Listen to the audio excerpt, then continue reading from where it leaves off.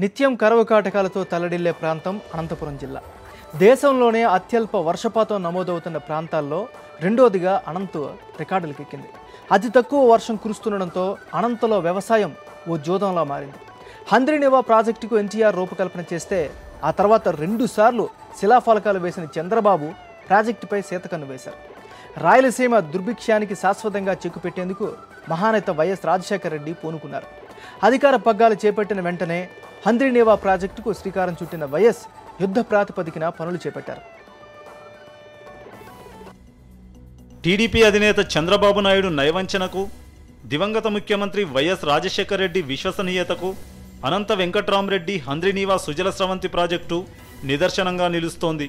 నిత్యం దుర్భిక్షంతో తల్లడిల్లే రాయలసీమకు సాగునీరు అందించాలన్న డిమాండ్ దశాబ్దాలుగా ఉంది. దీన్ని రాజకీయ ప్రయోజనాలకు వాడుకోవాలనుకున్న చంద్రబాబు ఆ దిశగానే ముందుకు సాగారు. 1996 లోక్సభ మధ్యంతర ఎన్నికల సమయంలో ముఖ్యమంత్రి హోదాలో హంద్రీనివా ప్రాజెక్టుకు ఉరువకొండ వద్ద శంకుస్థాపన చేశారు. ఎన్నికలు ముగిసిన తర్వాత హంద్రీనివాను పట్టించుకోలేదు. 1999 సాధారణ ఎన్నికల వేళ చంద్రబాబుకు హంద్రీనివా ప్రాజెక్టు మరోసారి గుర్తొచ్చింది. నేరుగా అనంతపురం జిల్లా ఆత్మకూరుకు వచ్చి అక్కడ మరో శిలాఫలకాన్ని వేసి హంద్రీనివా ప్రాజెక్టు పూర్తి చేస్తానంటూ మరోసారి హామీ ఇచ్చారు. అధికారంలోకి వచ్చాక కనీసం తట్టెడు మట్టి కూడా తీయలేదు. 5 ఏళ్లు గడిచిపోయాయి.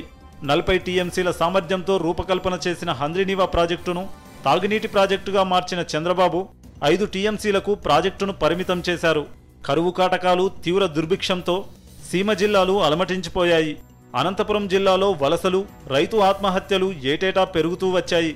హంద్రీనివా ప్రాజెక్టుపై చంద్రబాబు నిర్లక్ష్య వైఖరి నిరసిస్తూ సీమ రైతులు పెద్ద ఎత్తున ఉద్యమాలు చేశారు. ఈ నేపథ్యంలోనే వైఎస్ రాజశేఖర రెడ్డి ముఖ్యమంత్రి అయ్యారు. తీవ్ర దుర్భిక్షంతో అల్లాడే రాయలసీమ జిల్లాలకు మేలు చేయాలన్న ఏకైక లక్ష్యంతో దివంగత వైఎస్ఆర్ హంద్రీనివా సుజల స్రవంతి ప్రాజెక్టుకు శ్రీకారం చుట్టారు. జూలై 24, 2004లో వైఎస్ఆర్ ఈ ప్రాజెక్టుకు శంకుస్థాపన చేశారు. శ్రీశైలం నుంచి 40 టీఎంసీల నీటిని ఎత్తిపోసి రాయలసీమను సస్యశ్యామలం చేయాలని వైఎస్ కలలు కన్నారు. అనంతపురం, కర్నూలు, చిత్తూరు జిల్లాల్లోని 6 లక్షల ఎకరాలకు సాగునీరు, సుమారు 30 లక్షల మందికి తాగునీరు ఇవ్వాలని భావించారు. 7,000 కోట్ల రూపాయలతో చేపట్టిన ఈ ప్రాజెక్టు ప్రస్తుతం బాలారిష్టాలు ఎదుర్కొంటోంది. వైఎస్ సీఎంగా ఉన్నప్పుడు హంద్రీనివా ప్రాజెక్టు పనులు శరవేగంగా సాగాయి. వైఎస్ఆర్ మరణించే నాటికి ఈ ప్రాజెక్టుపై 5,000 కోట్లు వ్యయం చేశారు. హంద్రీనివా మొదటి దశ పనులు 90% పూర్తయ్యాయి. వైఎస్ తర్వాత ముఖ్యమంత్రులైన రోషయ్య, కిరణ్ కుమార్ రెడ్డి ప్రభుత్వాలు కేవలం 5% పనులు పూర్తి చేశారు. ఇప్పటి వరకు జరిగిన పనులతో కృష్ణా జలాలు అనంతపురానికి వస్తున్నాయి. అయితే వచ్చిన నీటిని వ్యవసాయానికి ఉపయోగించుకోవాలంటే ఉపకాల్వలు, వంతెనలు, ఆయకట్టు నిర్మాణం జరగాల్సి ఉంది.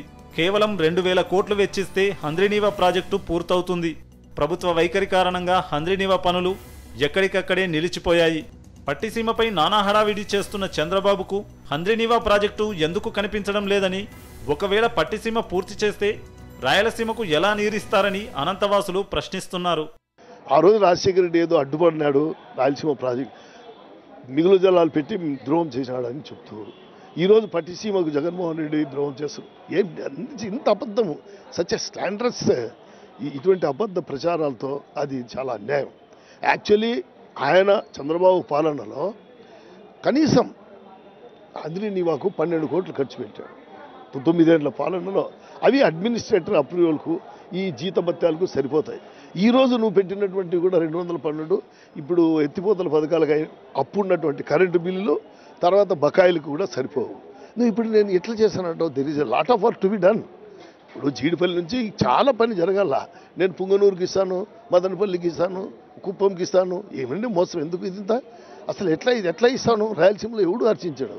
కర్ణాటక నుంచి రావాల్సిన నీటి వాటాను తీసుకురావటంలో చంద్రబాబు సర్కార్ పూర్తిగా విఫలమవుతోందని అనంత రైతు సంఘాలు ఆరోపిస్తున్నాయి.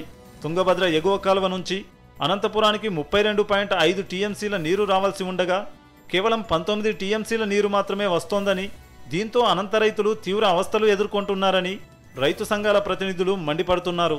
ఒక పక్కనేమో హంద్రీనివాకు కావాల్సినంత నీరు ఉంది, దానికి కావాల్సిన కాలువలు అన్నీ సరిగ్గా లేక అది ఒకటి.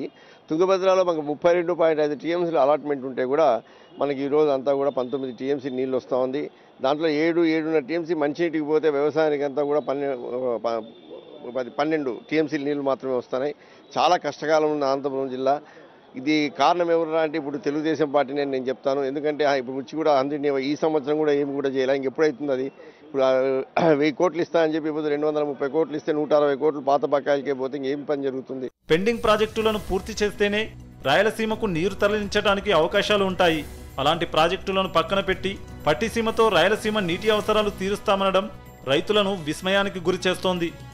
శివారెడ్డి, సాక్షి న్యూస్, అనంతపురం జిల్లా.